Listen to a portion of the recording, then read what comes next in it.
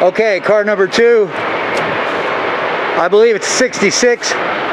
The engine does turn by cranking, but nobody started it yet. Power steering, power brakes, no air, and no other appreciable options to think of other than there's a console with the car. Automatics is on the floor. It does have the power brakes, and there's no radio in this car. Notice that the dash is a little bit beat up, tore up. The other one is not. There are some emblems here on the floor. There's a tilt column here on the side. There's some spare taillights. There's already a set on in the back.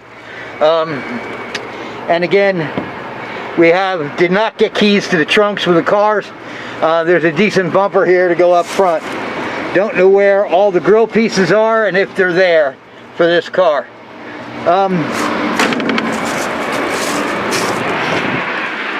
When you look through into the trunk of this car, you can see that there's a pair of exhaust manifolds, and you can see that there is a pair of